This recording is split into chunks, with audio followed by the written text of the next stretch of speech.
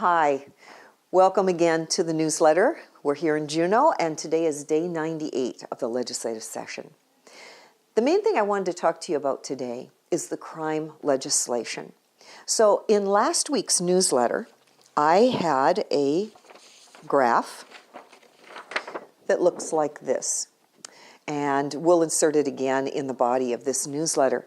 But I think what is so surprising to me is that Anchorage actually comes in with a property crime rate that is higher than Seattle, higher than Chicago, and yes, higher than New York. New York is the lowest bar on this graph. Property crime, of course, is burglaries, damage to your vehicle, vehicle robberies, things that are commonly driven by drug addiction and those types of issues. But in any case, what we want to talk about today is what we see the solution being. And that being some corrections, actually repeal and replace, of Senate Bill 91.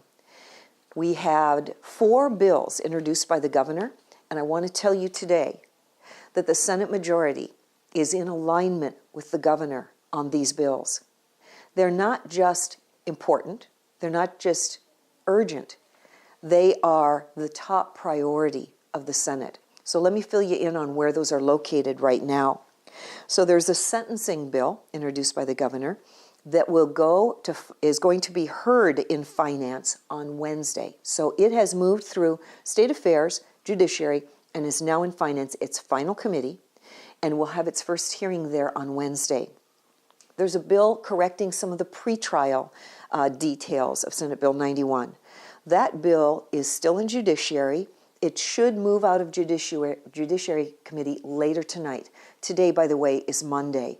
So if you're viewing this on Wednesday, this bill has probably already moved to Senate Finance.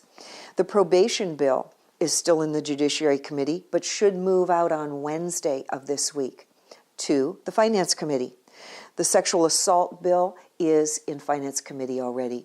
The Finance Committee is the final bill of referral for these committees, and they do the final refinement and they look at the fiscal note, the cost. One of the things that the Senate was very well aware of before we even got here is that if we are going to tighten up our laws, it will mean that more people will obviously be incarcerated. That's going to add cost. So we already knew that was going to be happening, and we're prepared for that. That's what the Senate Finance Committee will be looking at as the final committee. So I just want to assure you, these urgent crime bills are the top priority for the Senate majority. In fact, it is our belief that the governor will not allow the legislature to go home until we've completed the work on these crime bills. And frankly, if I were the governor, I wouldn't let us go home either. It's that important. We want to get these right. We want to make sure that the people of Alaska are protected. One of the things that we know is that the state of Alaska's criminal justice was not perfect before Senate Bill 91. So that's part of the thing that is taking time to go through. Not only changing what had been changed by Senate Bill 91, but perfecting what had been flawed from before. So at the end of the day, we want to get it right. The second topic that, of course, all of you are aware of is the budget. Today in the newsletter, you're going to see a graph like this. This shows the various departments, and the budgets that have been recommended for them by the governor. And then over here on the very far left-hand side of the graph, you will see some things that probably you don't think about very often. Debt service, retirement debt. So we have a retirement program we have to pay on.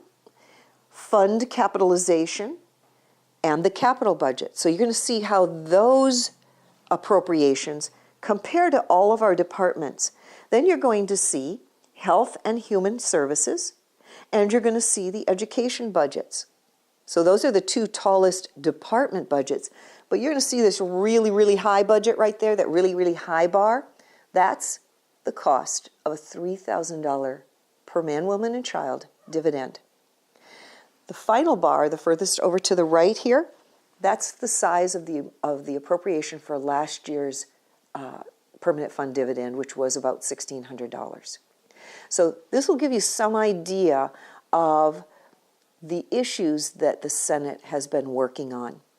These budget reductions in these departments, the Senate has not been able to fully achieve, though you'll see more later today. The budget will be coming out on the Senate side, because many of them require federal money, federal approval. There's a lot of time needed to make fundamental changes in some of these other budgets, particularly the health budget and the education budget. We want to make sure any changes we make are to the positive for the people of Alaska, not to the detriment of the people that depend on these programs. And then, of course, you see the big bar over here. That's the permanent fund dividend. You'll see this little graph in the dividend or in the newsletter this week also. And this looks at the amount of money coming out of the earnings reserve account this year based on the percent of market value bill we passed last year and the way it could be divided.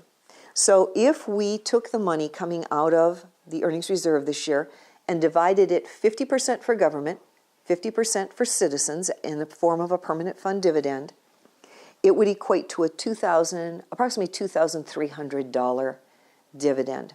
So I wanted to give you this information also because it would also result in an $861 million shortfall in our budget. That would need to come out of our piggy bank, which only has, this would take nearly half of what's left in our piggy bank in terms of filling the remaining deficit.